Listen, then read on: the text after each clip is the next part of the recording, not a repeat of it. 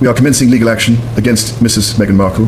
Her televised allegations, particularly the Oprah interview, have inflicted undue harm upon the royal family. An apology no longer suffices. The matter will now proceed through the courts. In the crisp morning air of a late autumn day in London, the gates of Buckingham Palace swung open to a sea of flashing cameras and murmuring journalists.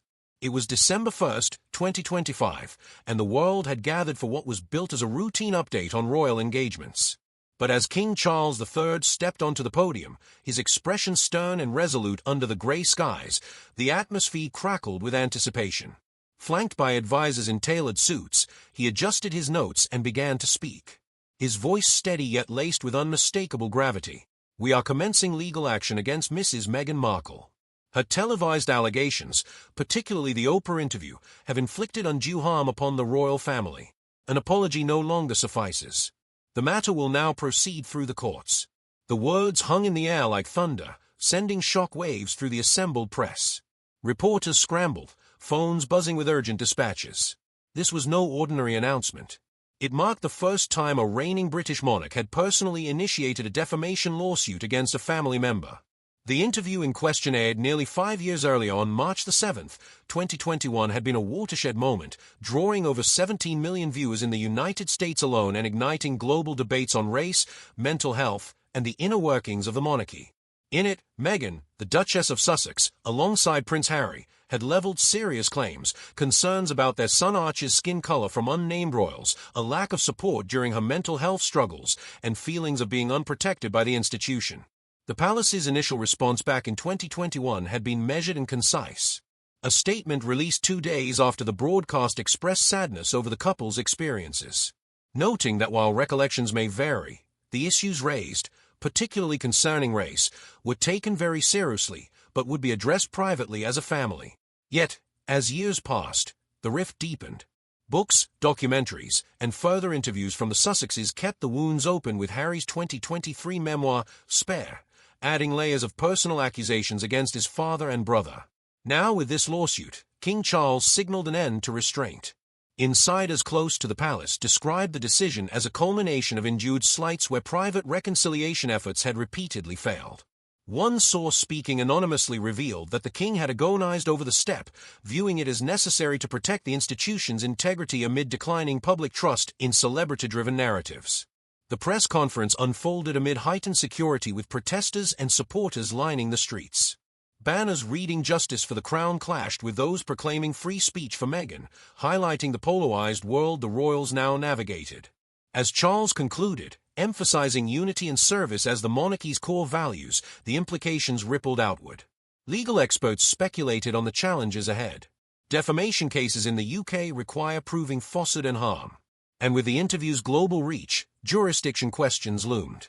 But for the moment, the drama captivated all, drawing parallels to historic royal scandals like the abdication crisis of 1936. This was not just a family feud. It was a battle for narrative control in an era of instant media scrutiny. The Oprah Winfrey interview remains etched in collective memory as a pivotal expose where the polished facade of royal life cracked under the weight of raw revelations. Broadcast on CBS, it featured Meghan and Harry in a serene California garden, opening up about their decision to step back from senior royal duties in 2020, dubbed Mexit. Meghan spoke candidly about her suicidal thoughts during pregnancy, claiming the palace refused her help for fear of optics. Harry corroborated, adding that conversations within the family had raised concerns about how dark Archie's skin might be, implying racial bias without naming individuals. The immediate aftermath was chaotic. Buckingham Palace's statement, issued on behalf of Queen Elizabeth II, acknowledged the sadness felt by the family upon learning the full extent of the couple's challenges. It emphasized that the matters would be handled internally, a classic royal approach to controversy. Yet, the interview's impact extended far beyond palace walls. Media outlets dissected every claim, with UK tabloids decrying it as a betrayal while American commentators praised the couple's bravery. Polls at the time showed a dip in royal approval ratings, with a YouGov survey revealing 48% of Britons viewing the interview negatively compared to 29% positively. Over the ensuing years, the narrative evolved. The Sussexes Netflix series in 2022 revisited similar themes, portraying the royal institution as outdated and unsupportive. Harry Spare detailed alleged physical altercations with Prince William and emotional distance from King Charles, then Prince of Wales. These publications kept the original interview's allegations alive, framing them as part of a broader pattern of institutional failings. Royal biographers like Robert Lacey noted in updated editions of Battle of Brothers that the Oprah sit-down forced diversity discussions onto the palace agenda, leading to initiatives like enhanced staff training on unconscious bias. Critics argued the claims lacked specificity, allowing for varied interpretations.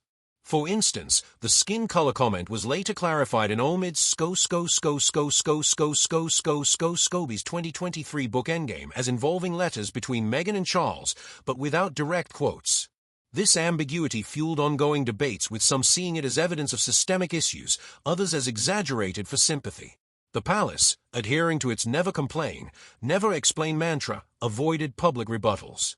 But private leaks suggested frustration over what they viewed as one-sided accounts.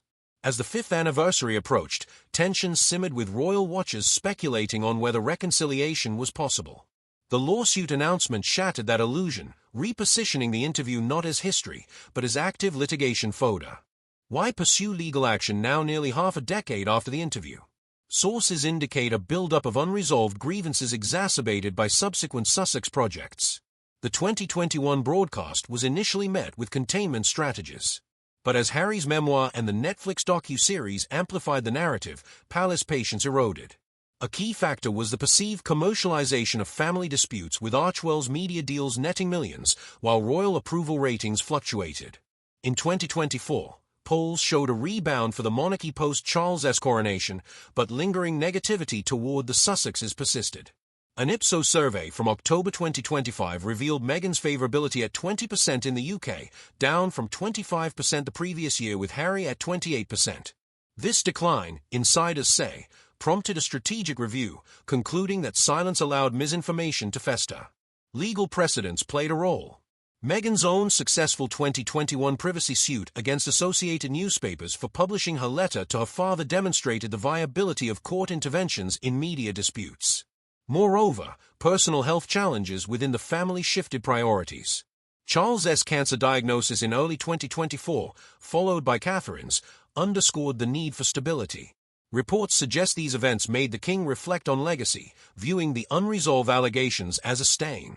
A classified briefing, per anonymous aides, compiled evidence of reputational harm, including decreased tourism to royal sites and strained Commonwealth relations, partly attributed to the interview's colonialism critiques. The decision crystallized in mid-2025 amid Harry's U.S. visa scrutiny over drug admissions in Spare, highlighting inconsistencies in public disclosures. Palace lawyers drawing from dismissed defamation cases like Samantha Marles against Meghan argued the Oprah claims crossed into leal by implying malice without proof. This timing also aligned with broader efforts to modernize, such as transparency reforms, making the lawsuit a defensive move to reclaim narrative authority. Behind the scenes, Prince William and Princess Catherine have emerged as pivotal figures in advocating for the lawsuit. Their involvement deeply entrenched in a history of fractured family ties that predates the Oprah interview. As the future king and queen consort, they have long perceived the Sussexes' public disclosures as existential threats to the monarchy's stability and their own legacies. Sources familiar with palace dynamics describe William's mounting frustration, which reached a boiling point with the release of Harry's memoir, Spare, in 2023. The book not only alleged a physical altercation between the brothers, but also detailed leaked private conversations and accusations of favoritism, which William reportedly viewed as profound breaches of familial trust and royal protocol. This sentiment echoes broader reports of the rift hitting an all-time low, with insiders noting that even before Brexit, tensions simmered over differing approaches to duty and media engagement. Catherine, traditionally seen as a mediator within the family, has undergone a notable evolution in her stance, particularly following the Sussexes' 2022 Netflix docuseries. The production painted her as aloof and unwelcoming during initial encounters with Meghan, a portrayal that clashed with her public image as a compassionate figure dedicated to causes like early childhood development and mental health. A 2025 Vanity Fair article underscored their influential roles in comparable royal crises, such as the decision to strip titles from Prince Andrew amid his scandals, illustrating a pattern of decisive intervention to safeguard the institution's reputation. Recent updates suggest Catherine's perspective has been shaped by personal challenges, including her 2024 cancer diagnosis, which heightened her resolve to protect the family's unity. Reports indicate she has clashed with other royals over reconciliation efforts with Harry, advocating for boundaries while occasionally extending olive branches, such as pushing for his potential return home without Meghan to test loyalties. Insiders reveal a series of emergency councils where William has been vocal, arguing that unaddressed allegations erode public faith in the monarchy. He frequently cites polling data like a 2025 Ipsos survey showing his approval rating soaring to 70% amid his Earthshot Prize initiatives, in stark contrast to the Sussexes' declining figures. This data-driven approach highlights William's strategic mindset influenced by his experiences as the heir apparent and his commitment to modernizing the royal brand. Catherine complements this by emphasizing the human cost, particularly the impact on their three children, Prince George, Princess Charlotte, and Prince Louis, who she seeks to shield from the perpetual media storm surrounding their uncle and aunt. Her health ordeal in 2024 further amplified this protective instinct, with aides reporting that it prompted her to urge King Charles toward action, viewing the lawsuit as a means to restore institutional integrity rather than personal vendetta.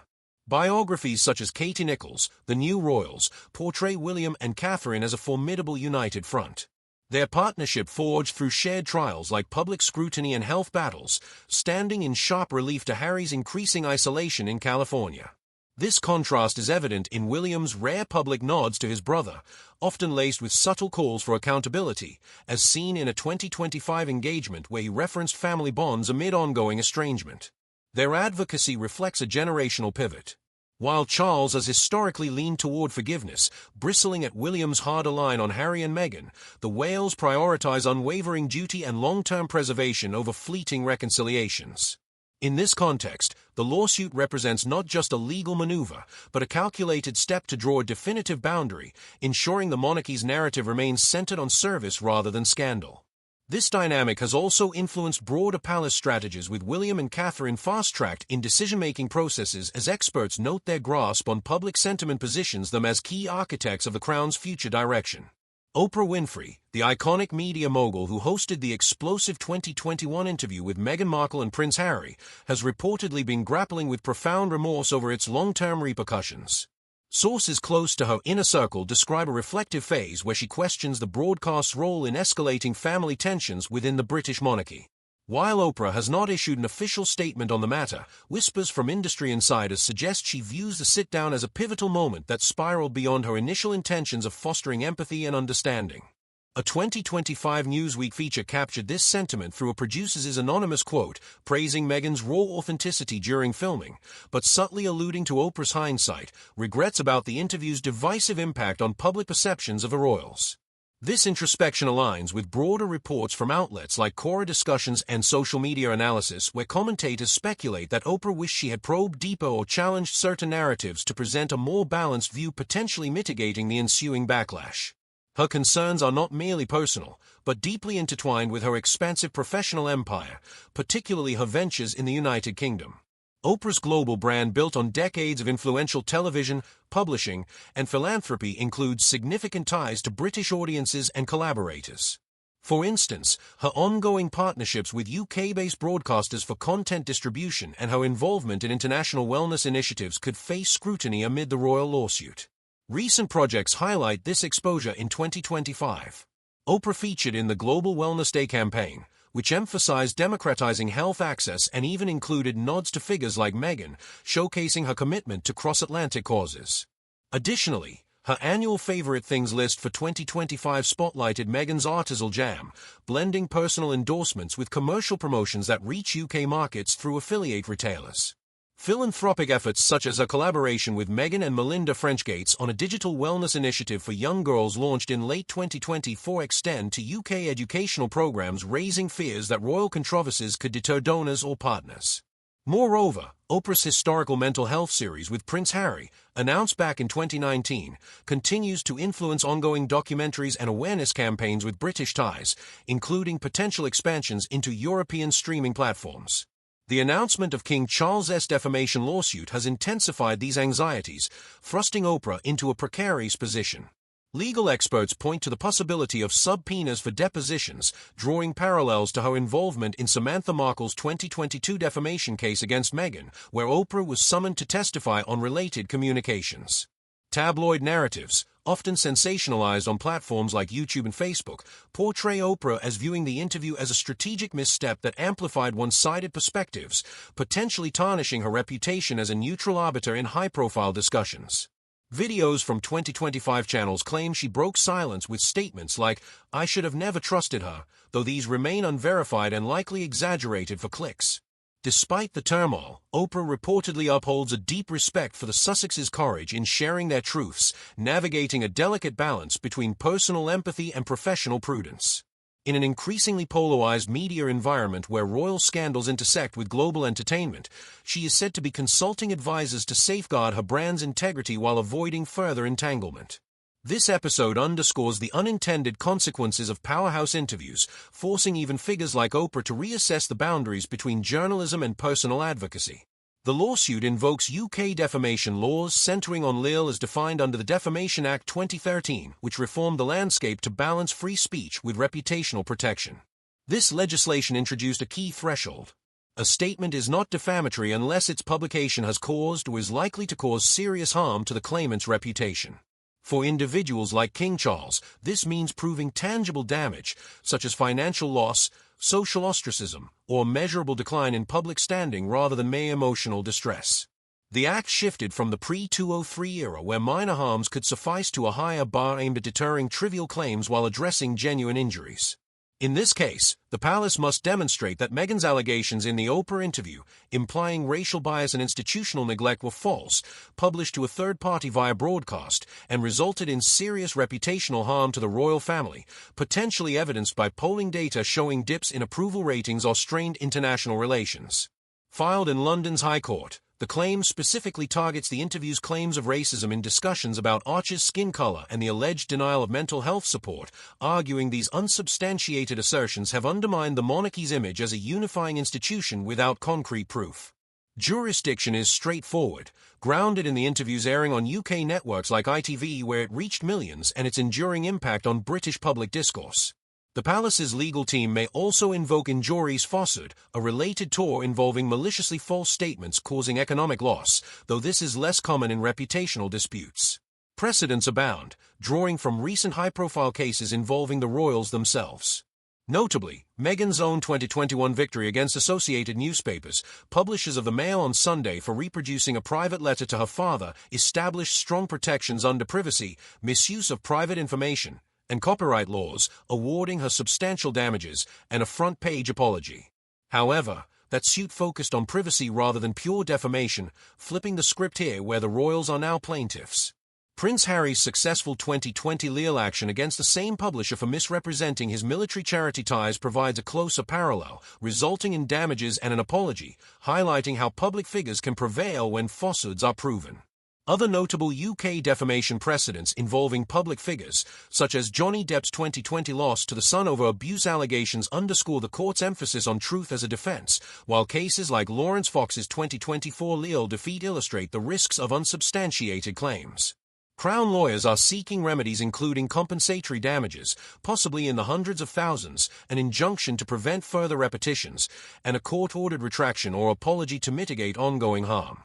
Challenges loom large, particularly free speech defenses under Article 10 of the European Convention on Human Rights, which protects expression unless restrictions are necessary and proportionate. The public interest defense in Section 4 of the Defamation Act could be invoked by Meghan's side, arguing the interview addressed matters of societal importance like race and mental health in institutions, requiring proof of reasonable belief in its public benefit. UK legal laws remain plaintiff-friendly compared to US standards, with the burden often shifting to defendants to prove truth. But the 2013 reforms have made victories harder without clear evidence of serious harm. Legal experts, including those from firms like Carter Ruck, predict a protracted battle lasting 12 to 24 months with pre-trial skirmishes over jurisdiction and admissibility. Discovery phases known as disclosure in UK proceedings could unearth emails, notes from palace meetings, and even Oprah's production documents, potentially revealing sensitive communications that might embarrass both sides.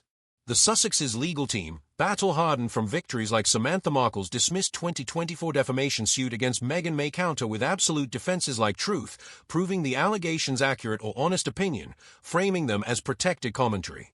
Settlement remains a possibility, perhaps involving a confidential payout or mutual non-disparagement agreement, as seen in many celebrity disputes to avoid trial scrutiny. This legal pivot represents a stark departure from royal tradition where grievances were historically handled behind closed doors under the never complain, never explain ethos. By pursuing court action, King Charles signals a proactive modern stance against perceived libels in an age of viral media, potentially setting precedents for how institutions combat narrative warfare while navigating the tensions between privacy, truth, and public accountability. Reactions poured in swiftly, splitting along familiar lines. In the UK, tabloids hailed the move as overdue justice, with the Express polling 75% support. Progressives decried it as suppression, echoing Guardian critiques of institutional bias. Globally, US media like CNN emphasized free expression, while European outlets drew parallels to royal histories. Polls reflected the divide. YouGov's October 2025 data showed Charles' approval at 68%, Meghan's at 21%. Social media erupted with #royal lawsuit trending. Feminist groups rallied for Meghan. Monarchists backed the king. Impacts rippled to Archerel, with donor hesitancy and broader discussions on media accountability ensued. As the case unfolds, implications loom large. For Meghan, born in 1981 to a biracial family, her journey from actress to duchess embodies ambition and scrutiny. Her activism, from UN speeches to Archwell, faces new hurdles. Harry, the spare-turned-advocate, grapples with family estrangement. His Invictus legacy intact, but personal ties frayed. Charles's reign, marked by modernization, gains from this assertiveness. Polls showing stability. William and Catherine solidify as stewards, their parenting emphasizing equality. The lawsuit may foster dialogue or deepen divides, but it underscores the monarchy's adaptation in a digital age, balancing tradition with accountability.